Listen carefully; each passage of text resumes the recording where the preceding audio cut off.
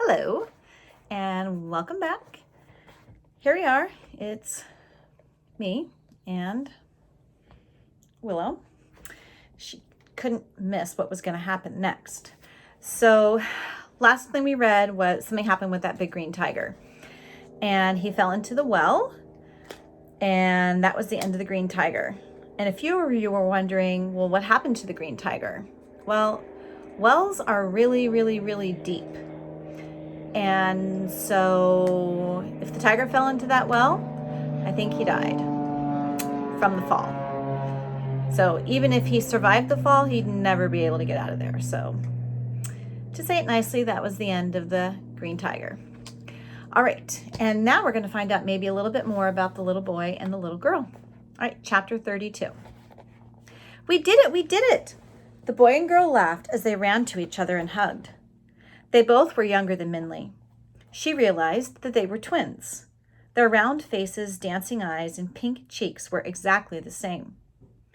The gray blanket that the boy had used to help hide himself was thrown on the ground, and with their dimpled faces swollen with smiles and their matching bright red clothing, they looked like two rolling berries. Minley couldn't help but smile. And as they laughed and congratulated each other, another voice called in the distance. "Afu! Dafu!" the voice cried. "Where are you?" The children looked at each other. "A gong," the girl said. And then together they called, "Here! We're over here!" A tall, gray-haired man burst into the clearing. A bag was strapped onto his back, and in one hand he held a sword, and in the other a spear. As soon as he saw the children, both weapons clattered to the ground, and they ran into his arms. "Afu, Dafu!" he cried. "We were so worried." "We did it, Agong," the boy said. "We did it. We destroyed the tiger, just like we said we would." "Yes," the girl said, "our plan worked. We tricked him into the well, just like we said we would." "You were not supposed to do that," the man said, holding them tightly. "We told you it was too dangerous." "That's why we sneaked away," the girl said. "We knew it would work. We used his anger against him, just like you said we should." So we should probably talk about that a little bit. What do you think they mean when they said they used his anger against him? Oh, look, Willow's thinking about it. We used his anger against him. So they made him so angry that he wasn't thinking straight, and he was so frustrated by that other tiger, which was his shadow, being in the well, that he jumped in without even thinking about what was a safe thing to do. So they made him so mad that he couldn't think straight. And sometimes that happens. We get so mad that we just can't even think. "You said he was even angrier at his son, and his anger would blind him." And it did. Yes, it did. "I didn't say you should do anything," the man said, kneeling with his hands on both their shoulders. "You were not supposed to go after the green tiger yourselves." "You're not angry, right?" the boy said. "Now no one will have to be scared anymore. We can let the animals out of the house and go outdoors again." "Oh, Dafu," the grandfather said, hugging them again even closer. "Afu. As long as you are both safe, that is all that matters." Then the gray-haired man saw Minley watching them. "Ah, who is this?" he said, beckoning Minley closer. Before either child could say a word, Minley rushed up with a hurried bow. "Please," she said, "my friend?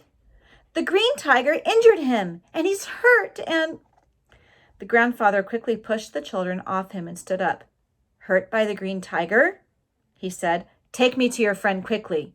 It is lucky I brought the medicine bag with me. Dafu, get your blanket and give it to this girl. She is cold." The boy ran for his blanket, stopping to pick up the torn fabric with his pants, from his pants, and brought it to her. Minley wrapped the gray blanket around her. She was grateful for its warmth, but even more grateful that the man wanted to help immediately. "How long ago was your friend injured?" the man said as he urged her to lead the way. After Minley told him, he shook his head. We must hurry then, he said. The green tiger is no ordinary beast. His teeth and claws are, what do you think? Poison.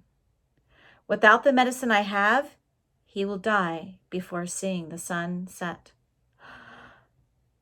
Minley swallowed hard and quickened her pace. The wind seemed to scream a warning, and even under the layer of Dafu's blanket, she felt cold. Would they be too late? Would they be able to save Dragon? Chapter 33. He's in here, Minley called to Dafu, and their grandfather, pointing to the cave opening. Even before reaching the entrance, Agong was already holding the medicine bottle in his hand. As they rushed inside, Minley was relieved to hear Dragon's rasping breath. He was still alive. But as the children and their grandfather saw him lying in the dim light, they stopped, shocked still. Your friend? Your friend? The boy said in awe. Is a dragon? The old man recovered from his surprise. It matters not, he said to them. Quickly, where is his wound? Minley carefully unwound her blanket from Dragon's arm and winced. The gashes seemed to have burned into him like evil coals. The blackness had spread, and his arm looked like a burnt tree. Swiftly, the man pushed Minley aside and began to pour the liquid from the medicine jar over Dragon's black arm. The tonic was a clear yellow-green, with a gentle aroma of fresh flowers and grass, reminding Minley of a spring morning. As it washed over Dragon's diseased arm, his tightly closed eyes relaxed, and the grimace on his face smoothed, as if a deep pain was relieved. The medicine melted the dark poison. The blackness seemed to be rinsing away, and Dragon's breathing became easier and even. Ah, Minley sighed. She hadn't realized until then that she had been holding her breath. She knew, even before the man smiled, that Dragon was going to be okay. Da'afu, the old man said, and Minley realized that he was calling both his grandchildren with a single name. Go home and tell the family what has happened and where I am, or they will worry. I need to stay with the dragon. Tell Amal and all the women to make more medicine, and when it is ready, bring it to me. This dragon will need to drink it when he awakens. Thank you, Minley said softly. The man turned and looked at her wind-burned face, tangled hair, and eyes shadowed with weariness. He is going to be fine, the grandfather said to her kindly, and then he turned back to the children. Da'afu, bring this girl home and tell Amal to take care of her. She has not slept in a warm bed for a long time. I want to stay with Dragon, Minley protested. I want to help him. I will stay with him, the old man said to her. Don't worry. He will be fine. You have already helped him. Minley opened her mouth to argue, but a yawn formed instead. She realized the man was right and nodded her head. The boy took one of Minley's hands and the girl took the other, and they led her out of the cave. And we're going to stop there. See if Willow would like to say goodbye. Willow, would you like to say goodbye? All right. There she is. She's saying goodbye. All right. See you later.